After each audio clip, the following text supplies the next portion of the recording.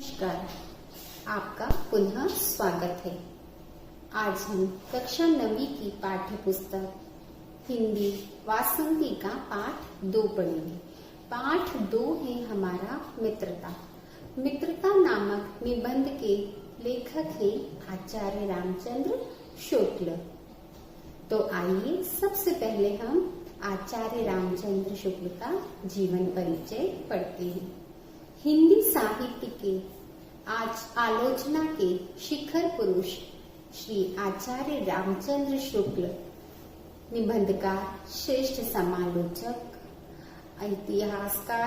इतिहासकार और अनुवादक के रूप में साहित्य में स्थापित हैं। शुक्ल जी का जन्म उत्तर प्रदेश के बस्ती जिले के अगुना नामक गांव में हुआ था।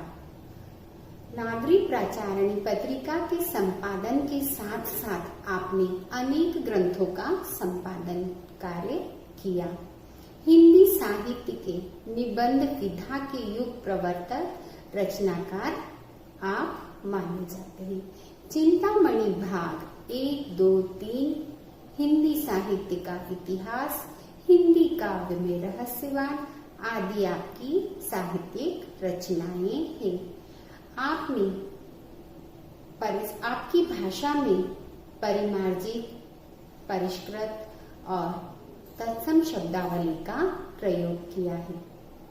आपने उर्दू और फारसी के शब्दों का प्रयोग भी स्वाभाविक रूप से अपने साहित्य में किया है। अब हम पढ़ते हैं मित्रता निबंध। प्रस्तुत निबंध विचार प्रधान है। इसमें मित्रता से संबंधित विभिन्न पक्षों का गहनता से विचार किया गया है। सच्चा मित्र अच्छा पथ प्रदर्शक, सत्प्रेरक बताया गया है। लेखक ने अनेक उदाहरणों से स्पष्ट किया है कि मित्र के चुनाव में हमें सावधानी रखनी चाहिए, क्योंकि कुसंगति का दुष्प्रभाव मनुष्य को अवनति की ओर ले जाता है। सच्चा मित्र जीवन में सभी पड़ावों पर औषधि का कार्य करता है। लेखक बताते हैं कि जब हम समाज में आते हैं, हम बाहर निकलते हैं, तो हम धड़ाधड़ अपने मित्रों को मित्र बनाते चले जाते हैं। यदि हमारी प्रवृत्ति एकांत नहीं है तो हमारे मित्र बनते चले जाते हैं।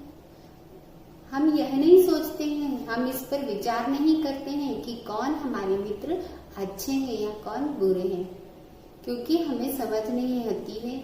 हम सिर्फ क्या करते चले जाते हैं, अपने मित्र को बनाते चले जाते हैं। यह वह समय होता है जब हमें जैसा आकार दिया जाए हम वैसे आकार में ढलते चले जाते हैं। अर्थात यह समय हमारा कच्ची मिट्टी के समान होता है। चाहे तो हमें देवता बना दिया जाए, चाहे तो हमें दानव बना दिया जाए। तो लेखक का यह कहना है कि मित्रता बनाते समय हमें सावधानी रखनी चाहिए कि हमारे मित्र अच्छे हैं या बुरे हैं, या जिनकी संगति हम कर रहे हैं वह अच्छी है या बुरी है।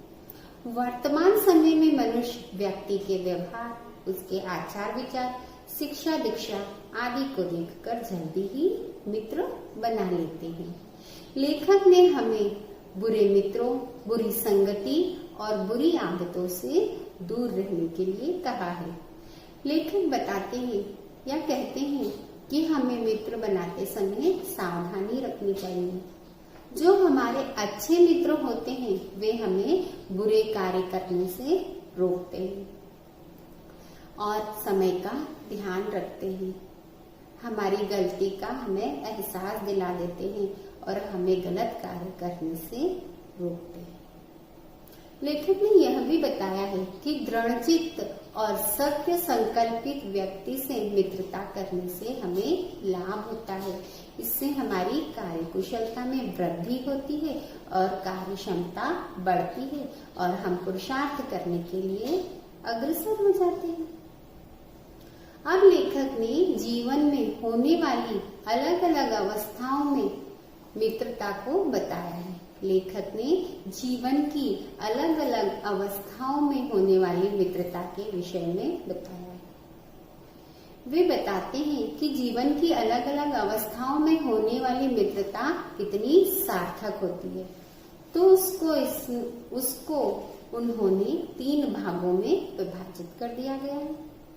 सबसे पहले आता है हमारी बाल्यावस्था, दूसरी युवावस्था, तीसरी वृद्धावस्था।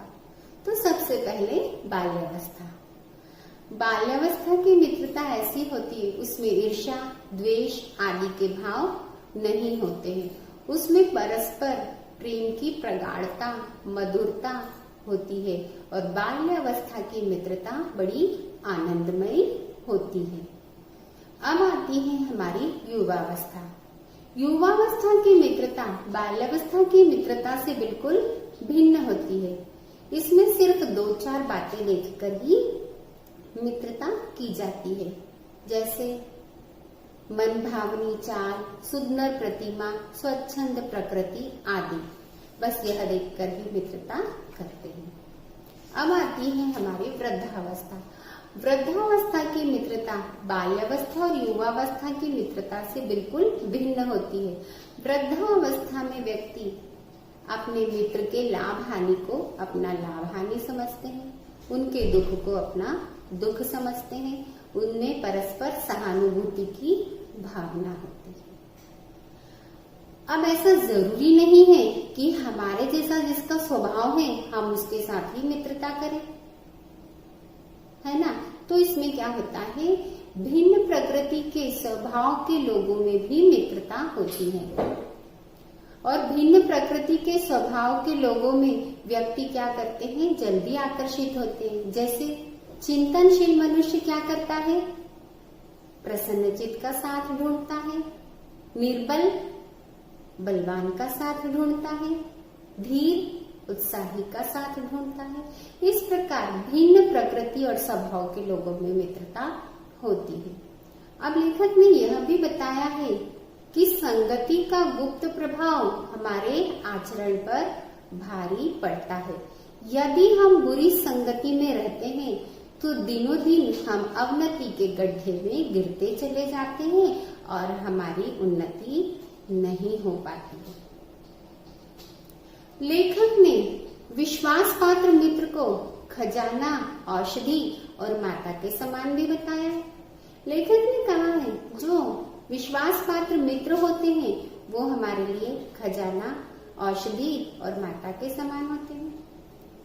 ऐसे विश्वास पात्र मित्र लोगों को बहुत कम मिलते हैं। जिन लोगों को ऐसे विश्वास पात्र मित्र मिल जाते हैं तो वह खजाने के समान होते हैं, वे बड़े ही सौभाग्यशाली होते हैं। ऐसे में विश्वास पात्र मित्र माता की तरह हमारी सहायता करता है और हमारी रक्षा करता है। लेखक ने यह भी बताया है कि विवेक को कुंठा से बचाने के लिए हमें उसकी कार्य क्षमता, बौद्धिक क्षमता को परख कर उसको अपना मित्र बनाया जाता है। उसकी कार्य क्षमता, कार्य कुशलता और उसकी बौद्धिक क्षमता को देखकर हमें उसे अपना मित्र बनाना चाहिए। लेखक ने यह भी बताया कि एक बार इंग्लैंड का विद्वान राजदरबार में जगह न मिलने पर अपने भाग्य को सराह रहा था। उसका कारण यह था, उसने बताया कि यदि मुझे राजदरबार में जगह मिल जाती तो मैं क्या हो जाता, वहां पर कुसंगति में पड़ जाता और मेरी आध्यात्मिक वृद्धि में बाधा हो जाती और मेरी उन्नति नहीं हो पाती। तो लेखक ने यह कहा है कि हमें बुरी संगति, बुरे मित्रों से दूर रहना चाहिए। यदि हमें हमारे हृदय को निष्कलंक बनाना है तो हमें बुरी संगति, बुरे मित्रों से दूर रहना चाहिए। धन्यवाद।